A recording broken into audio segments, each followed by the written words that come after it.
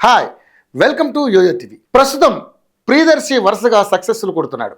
బలగం, 35, court అంటూ హిట్ల మీద హిట్లు కొడుతున్నాడు. ఇక ఇప్పుడు సారంగపాణి జాతకం అంటూ ఆడియన్స్ ముందుకు వచ్చాడు. ప్రియదర్శి, రూపా కొడవయూర్, వికే నరేష్, తనికెళ్ల భరణి, అవసరాల శ్రీనివాస్, వెన్నెల కిషోర్, వైవా హర్ష తదితరులు ఈ మూవీలో నటించారు. ఈరోజు ఈ చిత్రం ప్రేక్షకుల ముందుకు వచ్చింది. ఇప్పటికే టీజర్, ట్రైలర్ ఆద్యంతం అందరిని నవ్వించాయి. ఫుల్ లెంత్ కామెడీ ఎంటర్టైనర్గా వచ్చిన ఈ సారంగపాణి జాతకంతో అటు ప్రియదర్శి, ఇటు దర్శకుడు ఇంద్రకంటి మోహన్ కృష్ణ ఫుల్ కాన్ఫిడెన్స్తో ఉన్నారు. అసలు ఈ మూవీ ఎలా ఉందో, కథ ఏంటో, ప్రేక్షకుల్ని ఎలా మెప్పించిందో రివ్యూలోకి వెళ్ళి తెలుసుకుందాం. ఈ మూవీ కథ విషయానికి వస్తే, కార్ల షోరూంలో సేల్స్మెన్స్గా పనిచేసిన సారంగపాణికి జాతకాల పిచ్చి. ఉదయం లేచి జాతకాలు చూసుకుందే ఏ పని చేయని వ్యక్తి. తన కంపెనీలో పనిచేసే మైథిలిని అమితంగా ప్రేమిస్తాడు. అయితే ఇద్దరు తమ ప్రేమను పెద్దలకు చెప్పి ఒప్పించడమే కాకుండా పెళ్లికి సిద్ధపడతారు.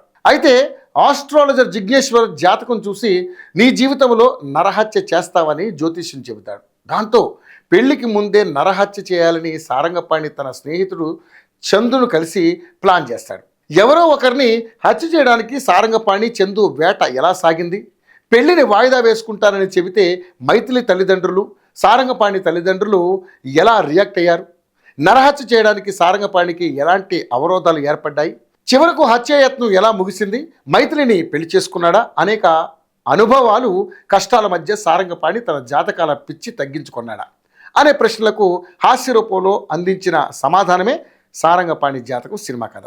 ఈ చిత్రంలో ఎవరెలా చేశారు? ఇక నటీనటుల పర్ఫార్మెన్స్ విషయానికి వస్తే, ప్రియదర్శి మంచి పర్ఫార్మర్ అనే విషయాన్ని కొత్తగా చర్చించాల్సిన అవసరం లేదు. కానీ ఈ సినిమాలో చందు క్యారెక్టర్లో వెన్నెల కిషోర్ చేసిన పర్ఫార్మెన్స్ బాగుంది. సారంగపాణిగా ప్రియదర్శి నటన స్థాయి మరో లెవెల్లో ఉందని చెప్పాలి. ఇక ఫస్ట్ హాఫ్లో ప్రియదర్శి, వెన్నెల కిషోర్ కడుపుబ్బా నవ్వించడమే కాకుండా హెల్దీ కామెడీని పండించారు. ఇక సెకండ్ హాఫ్లో ఈ ఇద్దరికి తోడుగా వైవా హర్ష ఎంట్రీ ఇచ్చి కామెడీ ట్రాక్ను మరో మెట్టుకెక్కించాడు. ఇక వికే నరేష్, శ్రీనివాస్ వడ్లమాని తమకు వెసులుబాటు దక్కినప్పుడల్లా తమ జోరును ప్రదర్శించారు. మైథిలిగా రూప మరోసారి తన నటనతో ఆకట్టుకున్నారు. తన పాత్రకు తగినట్టుగా ఎమోషన్స్, యాటిట్యూడ్ను చక్కగా చూపించారు. సిగ్మా ఉమెన్గా యాంకర్ హర్షిని కొంత ఫన్ రుచి చూపించారు. ఇంకా ఈ సినిమాలో నటించిన తనికెళ్ల భరణి, అవసరాల శ్రీనివాస్తో పాటు ప్రతి ఒక్కరూ గుర్తుండిపోయేలా నటించారు. ఇక సాంకేతిక విభాగాల పనితీరు విషయానికి వస్తే, డైరెక్టర్గానే కాకుండా స్క్రీన్ ప్లే, డైలాగ్స్ విషయంలో ఇంద్రకంటి ప్రతిభ మొదటి వరుసలో నిలుస్తుంది. ఒక అచ్చ తెలుగు సినిమాగా మలిచిన విధానం, సినిమాపై ఆయనకు ఉన్న డెడికేషన్ కనిపిస్తుంది. ఇక పీజీ వింద సినిమాటోగ్రఫీ చాలా బాగుంది. ప్రతి సన్నివేశాన్ని కంటెంట్ పరంగా చాలా రిచ్గా ఉందనేలా తీశారు. ఇక వెన్నెల కిషోర్, వైవా హర్ష మూమెంట్స్ను ఇంకాస్త చూపించి ఉంటే ఇంకా బెటర్ ఫన్ క్రియేట్ అయి ఉండేదనిపిస్తుంది.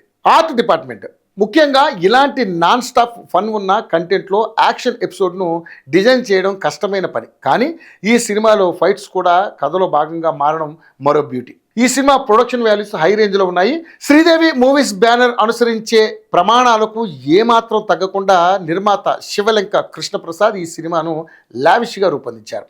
ఇక చివరిగా ఈ మూవీ గురించి చెప్పాలంటే, సారంగపాణి జాతకం ఇంటిల్లపాది చక్కగా కలిసి చేసే విందు భోజనం లాంటిది. ప్రతి సన్నివేశాన్ని పెదవిపై చిరునవ్వు చిందించే స్థాయి నుంచి పగలబడి నవ్వుకునేలాగా ఇంద్రకంటి అందించారు. ఈ సినిమాను థియేటర్లో చూడండి. ఈ వారం చూడాలనుకున్న సినిమాల లిస్టులో సారంగపాణి జాతకం మూవీని పెట్టుకోండి. చాలా రోజుల తర్వాత జంధ్యాల, ఈవీవి మార్క్ సినిమాను చూసిన అనుభూతి తప్పకుండా మీకు కలుగుతుంది.